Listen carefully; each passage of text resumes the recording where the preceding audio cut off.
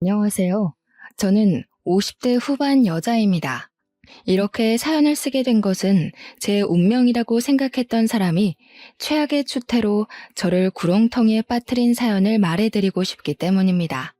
저는 사랑이라 생각했던 남편에게 배신을 당했지만 그 후에 다시 생각지도 못했던 인연을 만났습니다. 돌고 돌아 행복을 되찾은 저의 파란만장한 이야기 좀 들어보실래요? 저는 작은 시골 마을에서 자랐어요.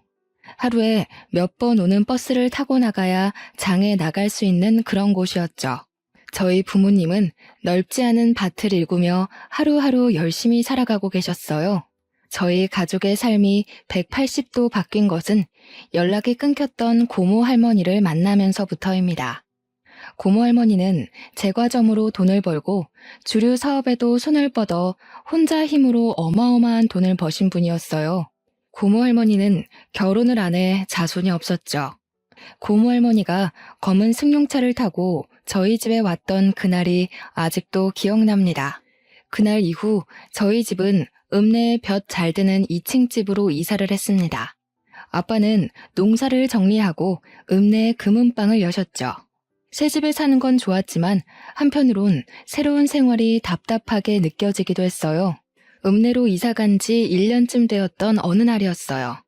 저는 하굣길에 집으로 가지 않고 시골로 가는 버스를 잡아탔어요. 어느 순간 저도 모르게 버스에 올라 있었죠. 그런데 버스에서 웬 남자애가 말을 거는 게 아니겠어요? 그 남자애는 어릴 때부터 자주 같이 놀던 동네 친구 수호였습니다. 야, 너 미희 아니냐? 너네 집 이사 가고 잘 지내는지 궁금했는데 여기서 이렇게 만나네. 근데 너 되게 이뻐진 것 같다. 너희 부모님은 잘 계시지? 아, 너네 형이랑 누나도 다시 와서 공부한다면서? 새 집에서 사니까 좋냐? 어떻게 한 번을 안 놀러 오냐? 근데 너 어디 가는 거야? 수호잖아. 웬일이야. 까까머리 중학생 됐네. 와, 벌써 1년이나 됐네. 난 뭐, 새 집에서 사는 건 좋은데, 그냥 좀 답답하달까? 예전 동네가 자꾸 생각나더라고. 너네랑 같이 놀던 것도 생각나고. 야, 근데 너 내 소식 궁금했다는 거 거짓말이지? 궁금했으면 편지라도 보내지 그랬어. 그 뒤로 저는 가끔 수호와 함께 버스를 타고 고향 마을에 가서 또 다른 추억을 만들었죠. 그러다가 저희가 중3이 되던 봄이었어요. 어느 날 시내에서 수호를 마주쳤어요. 저는 반갑게 손을 흔들며 인사를 했는데 그날따라 수호 표정이 안 좋은 겁니다. 무슨 일 있냐고 물어도 말을 안 하던 수호는 아버지가 몸이 많이 안 좋으시다는 얘기를 털어놨어요. 수호네 아버지는 예전부터 기침을 많이 하셨는데 최근 들어 기침이 심해지고 앓아 눕는 날이 많아졌다는 거였습니다. 읍내 병원에 가봤더니 더 큰 병원에 가봐야 할 것 같다고 했다는 거예요. 그런데 집안에 돈이 없으니까 당사자부터가 치료할 의지가 없다는 거였습니다. 저는 그날 처음으로 아빠에게 부탁이란 걸 해봤어요. 수호네 아버지가 많이 아픈 것 같은데 좀 도와줄 수 없겠냐고요. 아버지는 검사를 제대로 받을 수 있는 대학병원을 알아봐 주시고 치료비도 대주셨습니다. 한 동네에서 가족같이 살던 사람들인데 모른 척할 수 없다면서요. 검사 결과는 안타깝게도 폐암이었습니다. 병원 치료에도 별로 차도를 보이지 못했죠. 수호 어깨가 축 처져 있는 걸 보니 마음이 아프더군요. 그렇게 1년이란 시간이 또 흘렀어요. 그런데 어느 날 수호가 저희 학교 앞에 찾아온 게 아니겠어요? 저한테 고맙다는 말을 하는데 웬일인지 애가 입술을 꼭 깨물면서 말하더군요. 미희야, 너한테는 정말 뭐라고 할 말이 없다. 너희 집에 빚진 거 내가 어른 되면 꼭 다 갚아줄게. 우리 가족 도와줘서 정말 고마워. 내가 커서 돈 벌면 꼭 너랑 너희 아버지에게 보답할게. 우리 수연이도 내가 꼭 공부시켜서 너희 가족한테 보답하라고 할 거야. 야, 너는 무슨 말을 그렇게 섭섭하게 하냐? 우리 사이에 빚 같은 게 어딨어. 우리 아빠도 가족이다 생각하고 도와주시는 거라 했으니까 신경 쓰지 말고 아버지 낫게 할 생각이나 해. 네가 그랬잖아. 정신만 똑바로 박혀있으면 못할 일이 없다고. 열심히 노력하면 네 아버지 낫게 할 수 있을 거야. 그러니까 힘내. 저도 눈물이 나는 걸 꼭 참느라 괜히 씩씩한 척 큰 소리를 쳤어요. 수호랑 저는 그렇게 가만히 서서 한참이나 서로를 쳐다보고 있었습니다. 그리고 그 뒤로 저는 다시는 수호를 볼 수 없었어요. 얼마 뒤 토요일에 제가 꽃을 들고 병원에 찾아갔는데 수호 아버지가 보이지 않았어요. 어제 갑자기 퇴원을 했다는 거였습니다. 저는 깜짝 놀라 수호네 집으로 가봤습니다. 불 꺼진 집에는 아무도 없었어요. 그리고 지나가던 동네 어르신에게 수호네 가족이 그동안 여기저기 진 빚을 이기지 못하고 야반 도주를 했다는 사실을 들었어요. 저는 그 자리에서 주저앉고 말았습니다. 시간은 잘도 흘러 저는 고등학생이 되었습니다. 저는 궁금한 것도 하고 싶은 것도 많은 17살이었죠. 고등학교에 들어가 열심히 공부하고 동아리에도 가입해 즐겁게 생활했어요. 문예반 동아리였죠. 제가 전부터 시집 읽는 걸 좋아했거든요. 거기서 좋아하는 남자도 생겼죠. 같은 문예반 활동을 하던 1살 선배였어요. 시도 잘 쓰고 음악에 대해서도 잘 아는 멋쟁이 선배에게 저는 푹 빠졌어요. 어느 날 방과 후에 시집을 보다가 말을 튼 이후로 선배와 저는 급속도로 가까워졌죠. 이 사람이 저랑 결혼까지 해버린 남자입니다. 저희는 수험 기간 동안 서로를 격려하며 건전하게 관계를 이어갔습니다. 그런데 제가 고2였고 선배가 고3이 될 때 선배 아버지가 보증 섰던 것이 잘못되어 선배의 집이 망하고 말았어요. 저는 당연히 대학에 가게 되어 있었지만 선배는 집안 사정 때문에 결국 대학을 포기하고 군대를 가겠다고 하더군요. 그때는 그를 많이 좋아하고 있었기 때문에 그의 사정이 안타깝기만 했어요. 저는 열심히 공부해 서울에 있는 유명 대학 국문과에 입학했고 군대에 있는 남자친구와 연애를 이어갔습니다. 2년 반 동안 매일매일 편지를 쓰다시피 하고 도시락을 싸가지고 다니면서 면회도 갔습니다. 대학교에 가서 멋진 남자들이 들이대도 눈이 돌아가는 게 아니라 대학교도 못 가고 군대에서 고생하는 남자친구가 애달프게만 느껴졌죠. 그러는 동안 아빠는 오래전에 사둔 땅들이 도시개발로 땅값이 올라 더 큰 부자가 되었고 사업을 더 크게 하게 되었습니다. 그렇게 세월이 지나 남자친구가 전역하게 되었어요. 저는 아직 대학교 2학년이었는데 그가 전역한 지 며칠 안 되어 결혼하자는 말을 하는 겁니다. 너무 사랑하는 사람인 건 맞지만 아직 학생인데다 그와 결혼할 만큼 확신이 선 건 아니라서 저는 당황하고 말았어요. 내가 군대에서 많이 생각을 해봤는데 난 네가 아니면 안 될 것 같아. 너랑 같이 단란한 가정을 꾸미면서 살면 정말 행복할 거란 생각이 드는데 어차피 내 아내는 네가 될 텐데 우리 괜히 시간 끌지 말고 빨리 결혼하는 게 좋지 않을까? 군대에서 무슨 바람이 들었는지 나오자마자 결혼 거리더군요. 2달 동안 얼굴 볼 때마다 나랑 결혼 언제 할래? 이러면서 조르는 거였어요. 솔직히 이제 막 전역했고 직업도 없는데 내가 이 사람과 굳이 결혼을 급하게 할 필요가 있나? 하는 생각이 먼저 들었어요. 그런 생각을 하는 게 미안해서 입 밖으로는 못 꺼냈죠. 그러면서도 헤어지지는 못했습니다.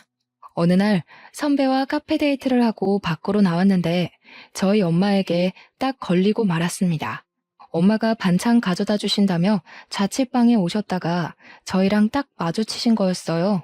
이 모든 건 아빠 귀에 들어갔고 아빠로부터 불호령이 떨어졌습니다. 저는 꼼짝없이 선배를 데리고 집으로 갔습니다.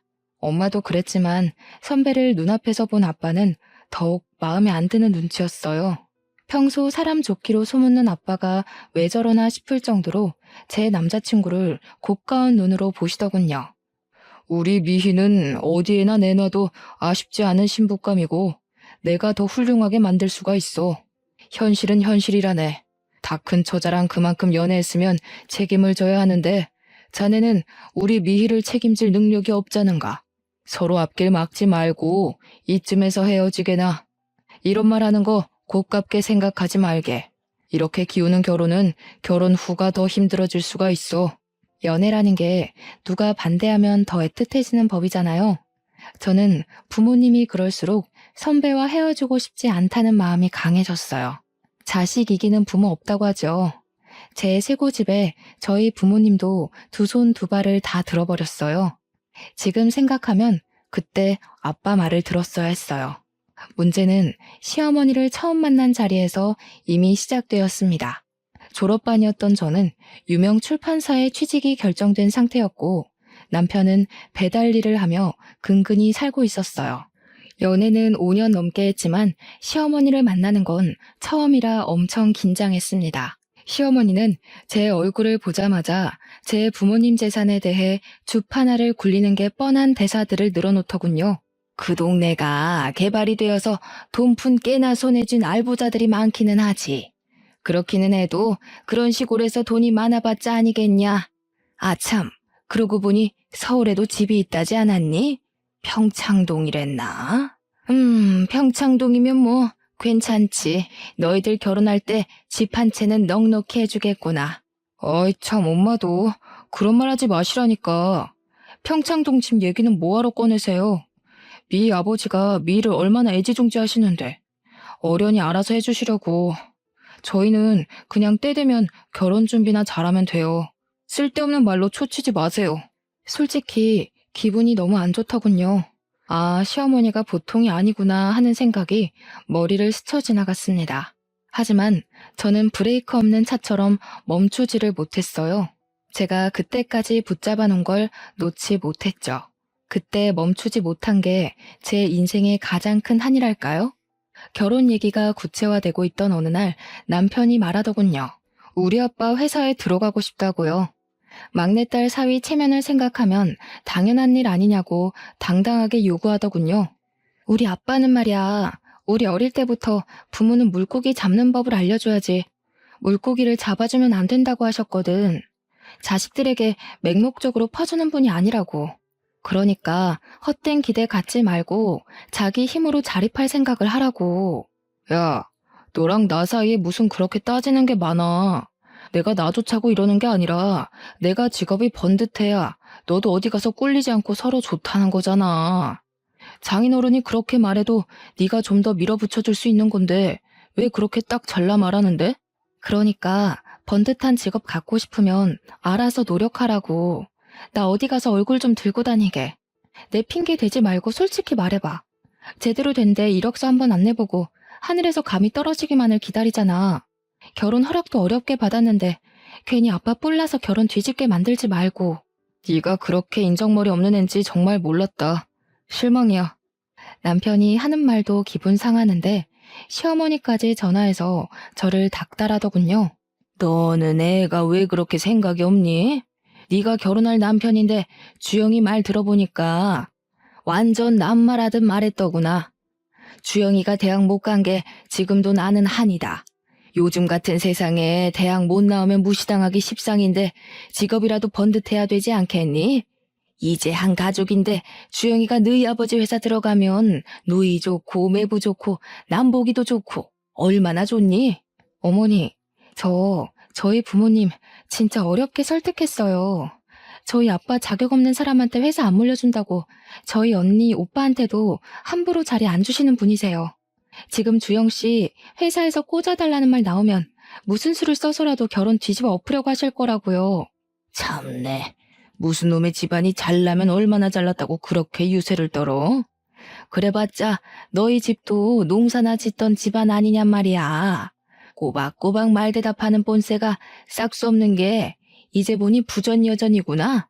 어차피 결혼하는 거 사위한테 폼나게 한 자리 떡하니 주는 게 사돈되는 예의지. 어디 그래 5만 유세를 부려? 유세를 부리길. 결혼하기도 전부터 골치가 지끈지끈 아팠습니다. 불행 중 다행이랄까요? 아무리 찔러봐도 제가 눈 하나 깜짝하지 않자 결국 남편이 결혼 전에 스스로 취직을 했습니다. 무슨 재주를 부렸는지 건설회사 영업직으로 떡하니 취직을 한 거예요. 직업도 변변찮은 놈이라면서 사위될 사람을 안 좋게 보던 아빠도 남편이 취직을 하자 마음이 좀 풀리신 것 같았습니다. 그래도 어떻게든 좋게 봐주려고 노력을 많이 하신 거였죠. 내가 자네한테 그동안 섭섭하게 군 거 마음에 담아두지 말게. 자네도 가장이 되고 아이가 생기고 나면 알게 될 거야. 내 말이 피가 되고 살이 되는 말이었다는 걸. 쉽게 얻은 건 쉽게 잃게 마련이네. 나는 그런 모래성에 내 딸을 시집 보내고 싶지 않은 거야. 알겠습니다, 장인어른. 그런데 혹시 저희 신혼집은 미희가 아무 말이 없던데? 신혼집은 그래도 해주시는 건가요? 아무래도 제가 취직한 지도 얼마 안 되고 하다 보니 미희가 알아서 하리라고 생각해서 여태 말은 안 했는데 시기 얼마 안 남았으니 그래도 물어는 봐야 할 것 같아서. 어허, 이 사람 아직도 정신을 못 차렸구먼. 결혼하면서 처가에서 떡이 뚝 떨어지기를 바라는 사람이 어디 있나? 자네가 그러고도 남잔가? 신혼집 얘기 한 번만 더 하면 미희가 죽는다고 나서도 이 결혼 없던 걸로 만들겠네. 아빠는 저를 불러 말씀하셨어요. 미희야, 진짜 이 결혼 해야겠니? 아빠는 진짜 걱정이 태산이다. 저렇게 책임감 없는 놈이랑 결혼해서 네가 혹시나 안 좋은 꼴 당하지는 않을지. 결혼식이 한 달 앞으로 다가온 시점이었죠. 솔직히 말해서 그 시점에서는 청첩장도 다 돌렸겠다. 결혼을 돌린다는 건 있을 수 없는 일처럼 보였어요. 너무 걱정하지 마세요, 아빠. 그 사람 말만 그렇게 하지. 또 자기 할 일 알아서 하는 거 보셨잖아요. 제가 앞으로 그런 생각 못하도록 잘 얘기하고 보필할게요. 원래 그런 사람 아닌데 집안 형편이 갑자기 힘들어져서 그런 거니까 조금만 이해해 주세요. 아직 경험이 적어서 그렇지 지금까지처럼 제가 옆에 있어주면 잘 헤쳐나갈 수 있는 사람이라고 생각해요. 아빠의 걱정스런 얼굴을 뒤로하고 저는 결혼식을 올렸습니다. 신혼생활은 나름대로 즐거웠어요. 시어머니가 틈만 나면 귀따갑게 불평하는 것만 빼면요. 아이고, 어떻게 된 놈의 집안이 예의란 건 밥 말아 처먹었다니? 이게 날로 먹겠다는 거지 뭐야? 딸내미 시집 보내면서 빈손으로 보내는 놈의 집안이 어디 있어? 농사나 짓던 상놈의 자식들이어서 그런가? 우리가 지금 이렇게 없이 산다고 무시하는 거지 뭐야? 내가 이 수모는 죽어도 잊지 않을 테니 두고 봐라. 저기요, 어머니. 저 빈손으로 오지 않았어요.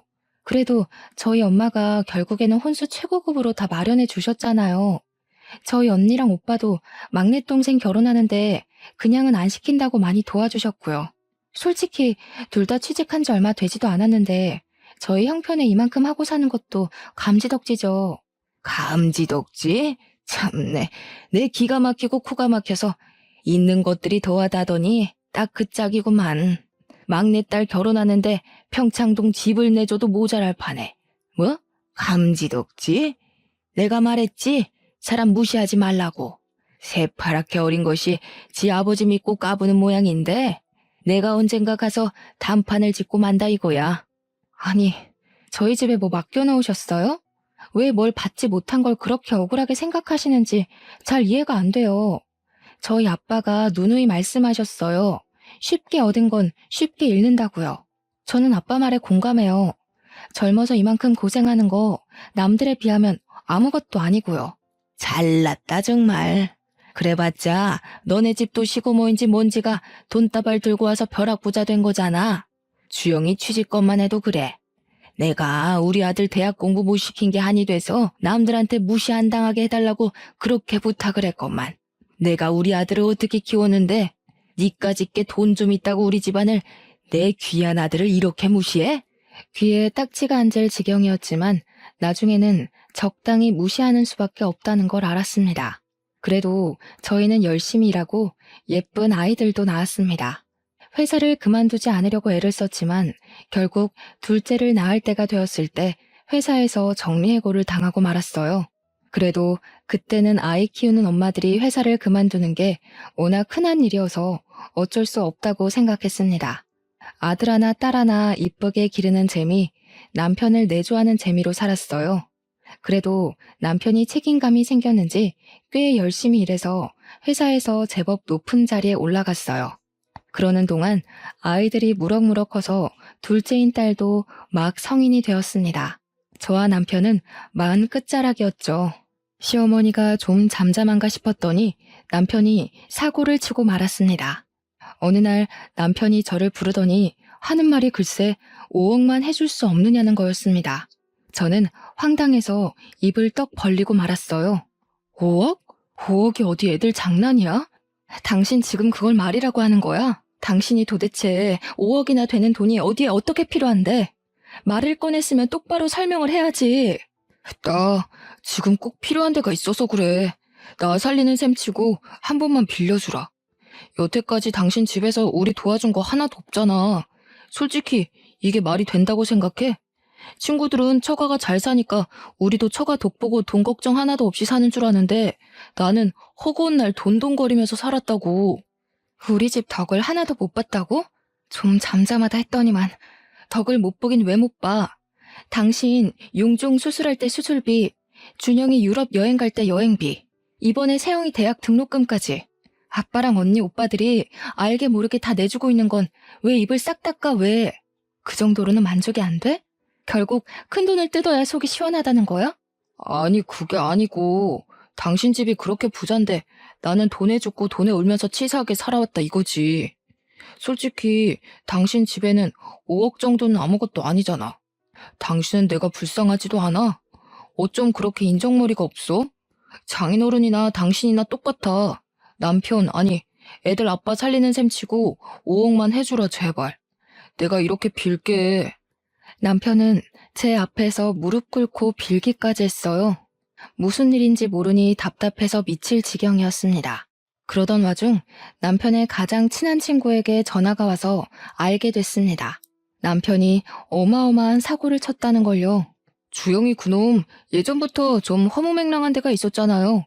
저도 말려봤는데 한탕 하겠다면서 주식에 자꾸만 쏟아붓더라고요. 그러다가 결국 회사 돈에까지 손을 댄 모양이에요. 저한테 도와달라고 부탁하는데 제가 그런 돈이 어디 있습니까? 하룻밤을 뜬 눈으로 지새운 저는 결국 다음날 남편을 붙잡고 따졌습니다. 당신 진짜 제정신이야? 당신이 어떻게 나한테 이럴 수가 있어? 내가 당신 하나 믿고 여기까지 온 거 몰라?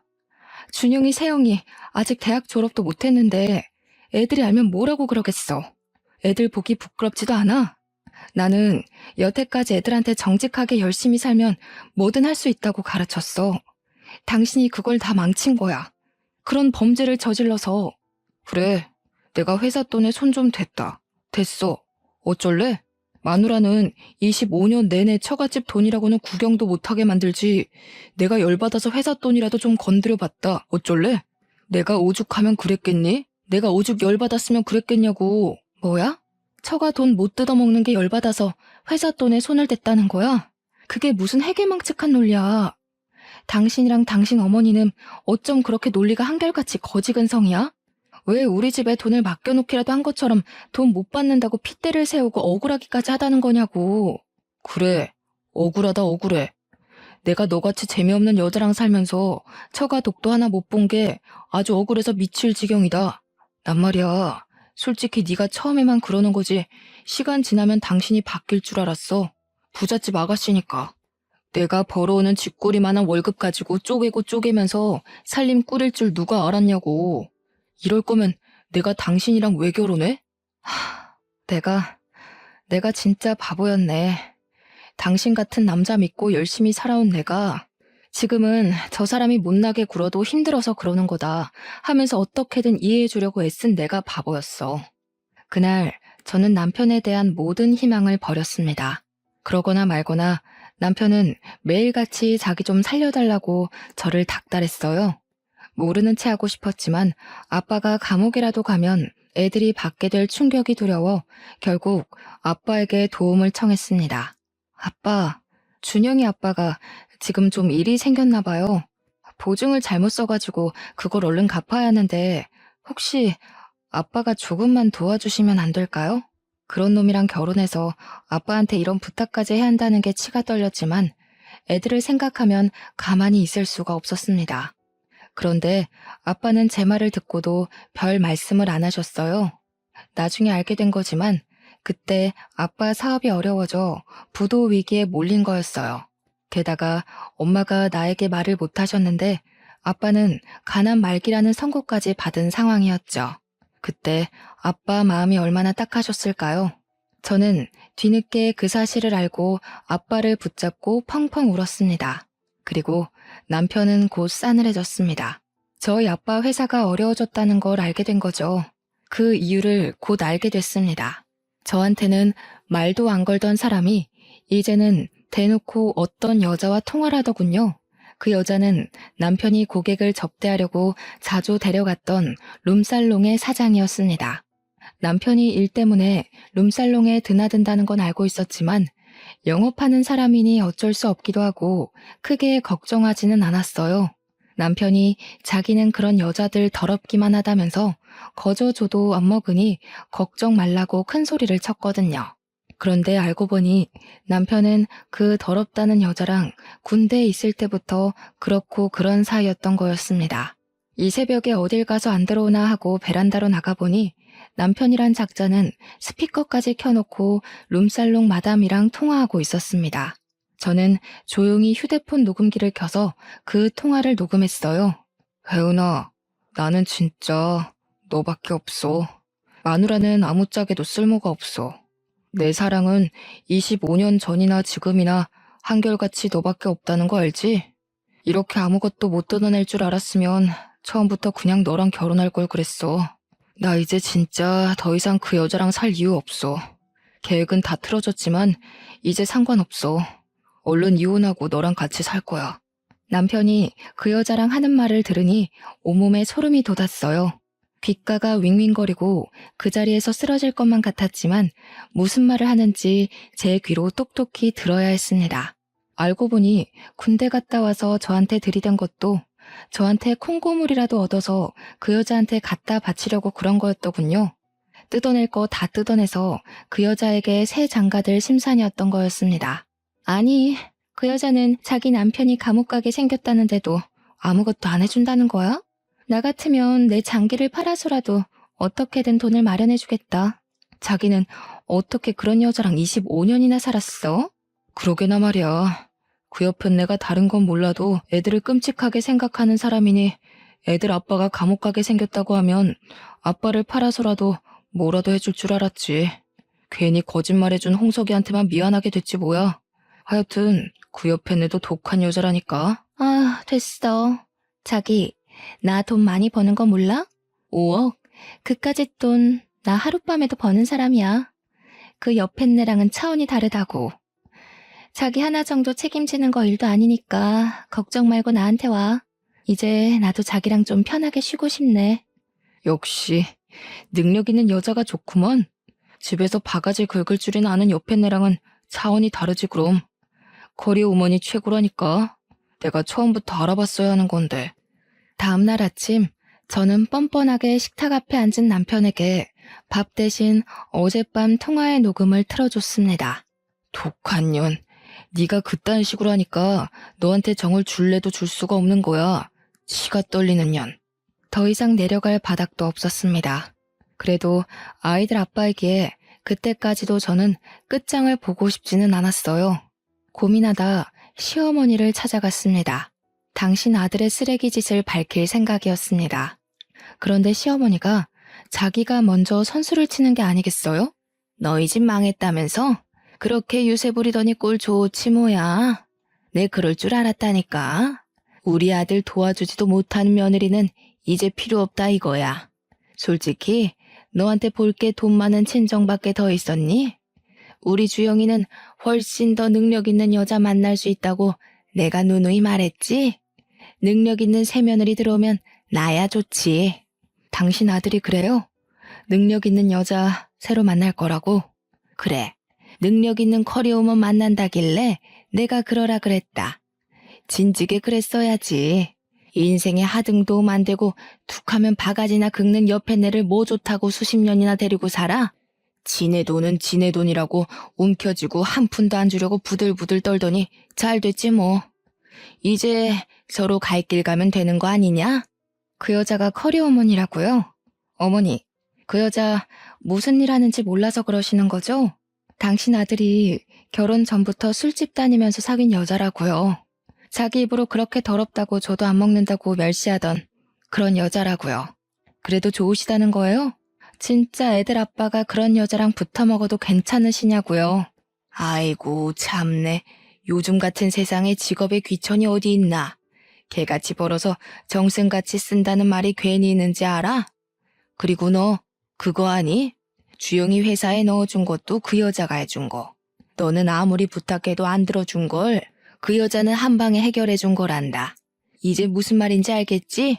알아들었으면 내 아들 앞길 막지 말고 썩 꺼지거라.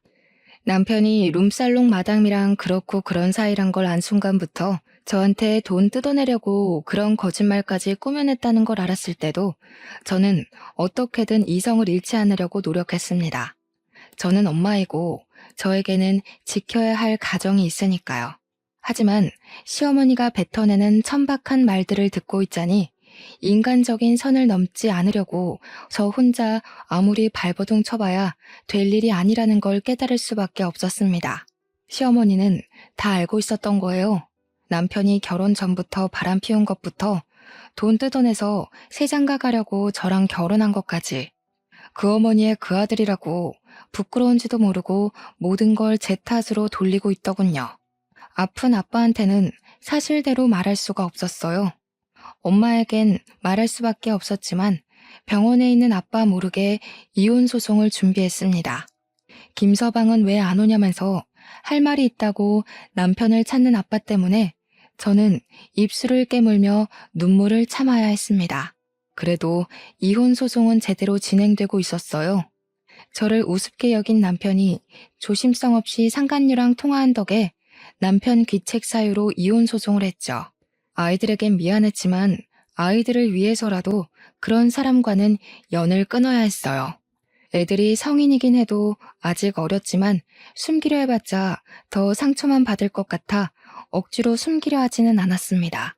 예상대로 아이들은 크게 놀라고 상처를 받았지만 그래도 상황을 냉정하게 파악하고 제 편을 들어주더군요. 아빠는 결국 돌아가셨습니다. 저는 모든 걸 잃은 기분이었어요. 아빠의 장례식 날 예전에 알던 어른들이 많이 찾아오셨어요. 다들 아빠는 정말 좋은 분이었으니 좋은 곳으로 가셨을 거라고 저를 위로해 주셨습니다. 그리고 장례식 둘째 날 어떤 남자가 쭈뼛거리며 장례식장으로 들어서더군요. 저는 누군지 얼른 생각이 나질 않아 인사만 드리고 가만히 서 있었습니다. 그런데 그 남자가 저를 울리더니 그대로 엎드려 큰 소리로 우는 게 아니겠어요? 아버님, 저 왔어요. 저 수호예요, 아버님. 너무 늦게 와서 죄송해요. 진작에 왔어야 하는데 저희 아빠 살려주시려고 그렇게 애를 쓰셨는데 저희가 말도 못하고 그렇게 가버려서 아버님 죄송합니다. 용서해 주세요. 저는 깜짝 놀라 남자의 얼굴을 쳐다봤습니다. 과연 까까머리 중학생일 때 봤던 수호의 앳된 얼굴이 그 남자 얼굴에 남아 있었습니다. 그동안 수호는 저희 집에 진 빚을 갚고 싶어서 열심히 노력했다고 했어요. 대학은 못 갔지만 공무원 시험을 봐서 20년 넘게 공무원으로 근무했다고 했습니다. 조금 살만해져서 이제는 아버님을 한번 찾아가 봐야지 했는데 하필이면 그때 사기를 당했어. 공무원 수입이야 뻔하잖니. 마음의 빚을 갚고 싶다는 생각을 평생 갖고 살았던 게 어리석은 선택으로 이어진 거야.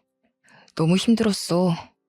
그래도 아버님 이렇게 돌아가실 줄 알았으면 그때라도 와봤어야 하는 건데 내가 또 평생 못 갚을 빚을 지고 말았구나. 에이, 수호야. 그건 가족처럼 생각해서 도와준 거니까 빚이라 생각 안 해도 된다고 아빠가 그러셨는데 평생 담고 있었다니. 너희 그렇게 가고 어떻게 지내는지 너무 걱정되고 궁금했는데 또 그런 일 당했다니 마음이 안 좋네. 그래도 여기까지 와줘서 고마워. 아빠도 가시면서 네 얼굴 볼 수 있어서 기뻐하실 거야. 그래도 그게 꼭 나쁜 일만은 아니었던 게 사기당하고 나서 퇴직하고 퇴직금으로 장사를 시작했거든. 심길전에서 죽기 살기로 했더니 장사가 엄청 잘 되어가지고 지금은 빚도 다 갚고 얼마 전엔 제법 높은 건물도 하나 샀잖니. 이제라도 너희 가족한테 받은 거 돌려주려 했는데 너무 늦어버렸지만 너한테라도 오늘 갚고 싶다 미희야. 수우는 저희 집 사정이 안 좋아진 데다 제가 남편에게 배신당해 이혼한 걸 알고는 무척 가슴 아파했습니다. 한사코 거절해도 그때 받은 걸 갚고 싶다면서 저한테 선물을 줘야겠다고 했어요. 그렇게 수호가 저에게 준 선물은 옛날에 아빠가 금은방을 하던 바로 그 건물이었습니다. 진짜 이렇게까지 안 해도 되는데 수호야, 이 은혜를 어떻게 갚지? 너는 평생 마음에 빚을 안고 살았다면서 나한테 똑같이 빚을 안겨주는구나. 너야말로 빚이라고 생각하지 마. 너희 가족한테 받은 거 생각하면 이것도 아무것도 아니야. 마음 같아선 더 큰 건물 주고 싶다고 그때 우리 아빠 아프고 나서 자꾸 빚만 늘어가지. 빚쟁이들이 틈만 나면 집에 들이닥쳐서 협박하지. 진짜 죽을 맛이었거든. 다른 이웃들은 다 돈 못 돌려받을까봐 눈이 퍼렇게 변해가는데 너희 아버지만 돈 안 갚아도 된다고 다독여주시고 우리 집에 쌀도 갖다 주시고 그랬어. 우리 아빠가 그랬다고? 나는 몰랐는데. 난 너희 집 그렇게까지 힘든 것도 모르고. 너까지 동정했으면 내가 오히려 힘들었을 거야. 아저씨가 몰래 도와주신 거야. 솔직히 나 그 뒤로 너희 아빠 덕에 똑바로 살 수 있었어. 우리 아빠 돌아가시고 한동안 방황했거든. 아저씨가 아무리 어려운 상황이라도 정신만 똑바로 박혀있으면 뭐든 할 수 있다고 늘 그러셨거든. 살면서 힘들 때면 그 말 붙잡고 일어났어 나. 참 놀라운 일이었습니다. 아빠가 몇십 년 전에 수호에게 해줬다는 그 말은 시간을 돌고 돌아 아빠를 잃고 주저앉은 저에게도 힘이 되었어요. 저는 다시 힘을 내어 아빠가 금은방을 했던 그 자리에 식당을 열었습니다. 다행히 식당은 잘 되었습니다. 입소문을 타서 몇 달 만에 줄을 서서 먹을 만큼 손님이 많았어요. 2년도 안 되어 옆 동네에 체인이 생겼고 제 힘으로 아파트를 살 수 있을 만큼 돈을 벌었어요. 무엇보다 좋은 건 저한테 사업 수완이 있다는 걸 알게 된 거였습니다. 식당이 자리를 잡기 시작하자 저는 어느 지역에 가면 이 지역에는 어떤 사업이 필요하다는 게 그림처럼 그려졌어요. 그 뒤로 여기저기 여행을 다니며 사업 영감을 받은 덕에 지금은 전국 5개 도시에 식당을 갖게 되었습니다. 저희 고모할머니처럼 저도 제 손으로 사업을 해서 자수성가를 하게 됐습니다. 여행을 많이 다니게 된 것도 사실은 수호 덕이었어요. 알고 보니 수호도 사기당했을 때 아내가 바람나서 애들까지 버리고 집을 나가버렸다지 뭡니까. 동병상련 같은 처지였어요. 수호와는 자주 만나며 서로의 상처를 보듬고 용기를 북돋워주며 옛 추억도 되새기는 사이가 됐죠. 어느 날 수호가 말했습니다. 미희야, 너한테 이런 말하는 거 너무 쑥스럽기는 한데 나 사실은 예전에 너 좋아했다? 그거 몰랐지? 우리가 그때는 아무것도 몰라서 이렇게 많은 시간을 보내고서야 만나게 됐지만 나는 너랑 있으면 어릴 때로 돌아간 것 같이 편하고 좋아. 너만 괜찮으면 우리 남은 인생 서로 보듬으며 함께 하면 어떨까 싶은데. 저도 사실 수호랑 있으면 어린아이가 된 것처럼 마음이 편해졌거든요. 저에게 힘이 되어주고 제 아픔에 더 아파해주는 수호의 손을 기꺼이 잡았습니다. 각자 사업도 꽤 안정이 되었겠다. 아이들도 다 커서 취직했겠다. 저희는 시간 날 때마다 여행을 다니며 여생을 즐기기로 한 거죠. 몇 년이 걸린 이혼 소송에도 결국 승소해 위자료로 아파트 한 채 값을 받게 되었어요. 결혼 생활 동안 재산 증식에 기여한 것이 인정된 것이죠. 판결이 나고 얼마 지나지 않아 남편은 초췌한 몰골로 저를 찾아왔습니다. 능력 있는 여자 만나서 떵떵거리고 살겠다던 자신만만한 태세는 다 어디 가고 자기가 지금 죽게 생겼으니 한 번만 도와줄 수 없냐면서 저를 붙잡고 늘어지는 게 아니겠어요. 알고 보니 룸살롱 마담에게는 사실혼 관계인 조직폭력배 애인이 있었던 거였습니다. 그 여자는 깡패 애인과 사이가 잠깐 안 좋았을 때 전 남편을 데려다 살림을 차린 거였고요. 잘못 걸려도 한참 잘못 걸린 거죠. 이 사실을 안 깡패 애인은 노발대발해서 전 남편을 끌고 갔습니다. 실컷 얻어맞은 전 남편은 자기가 잘못한 거 돈으로 갚을 테니 목숨만 살려달라고 빌어 거래 아닌 거래에 지장을 찍었다는 겁니다. 능력 있는 여자 만나서 5억쯤은 별거 아니라더니 그 여자 때문에 그보다 훨씬 더 큰 빚을 지게 된 거였어요. 정말이지 내가 저런 어처구니 없는 남자랑 살았구나 하는 생각이 다시금 들지 않을 수 없었습니다.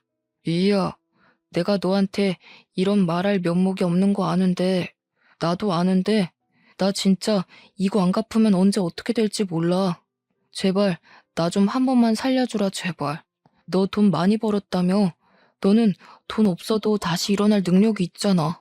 나는 솔직히 이제 아무것도 없어.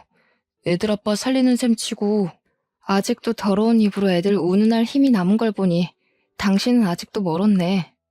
준영이랑 세영이가 그러더라. 아빠도 아빠 같아야 아빠지. 엄마 속여먹고 등쳐먹은 더러운 인간은 아빠가 아니라고. 요즘 애들은 부모라고 무조건 편들어주고 그러지 않아. 내가 그러지 말라고 해도 아빠랑 영 끊자고 자기들이 먼저 그러더라. 시어머니까지 연락해 여태까지 안 도와줬으니 이제는 한번 도와주라고 말도 안 되는 소리를 짓거렸습니다. 아무리 그래도 애들 아빠인데 어쩌면 애들까지 너 닮아서 인정머리 없고 싹수가 없니? 너 이제 돈 많다며. 지금껏 못 쌓은 덕 쌓는 셈 치고 애들 아빠 한 번만 도와줘라. 걔가 그 나이에 무슨 재주로 그 큰 돈을 만드니? 어머니, 전 그 사람이 못나게 굴어도 전 상황이 어려워서 그런 거려니 조금 있으면 괜찮아지겠거니 했어요. 그런데 아니더라고요. 제가 이해해주면 할수록 그 사람은 점점 더 최악의 인간이 되더군요. 이제 보니 그런 인간 쓰레기 만드는데 어머니가 톡톡히 공을 세우셨네요? 어머니도 그러지 마세요. 그거 자식 위하는 거 아닙니다. 애들은 그 인간 상종도 말라는데 저는 전 남편이란 인간에게 똑똑히 한마디 해줬습니다. 우리 아빠가 그러셨거든. 아무리 힘들어도 정신만 똑바로 차리면 뭐든 할 수 있다고. 솔직히 당신 같은 쓰레기가 정신을 차릴 수 있을진 모르겠지만 자기가 싼 똥은 자기가 치우는 거라는 망고의 진리를 이제라도 배워. 배움에는 때가 없는 법이라잖아. 이제라도 배워서 제발 죽기 전에 한 번이라도 사람 구실하면서 살아. 그게 당신의 마지막 살 길이야. 이제는 정말 아무 걱정 없이 사업은 사업대로, 사랑은 사랑대로, 탄탄대로입니다. 얼마 전에는 제 아들이 결혼할 여자를 데려와 상견례 자리에 지금의 남편 수호와 함께 나갔습니다. 저희는 식은 안 올렸지만 혼인신고를 하고 부부로 살고 있습니다. 저의 가장 든든한 지지자인 남편은 이제 제 아이들 아빠 노릇을 톡톡히 해주고 있답니다.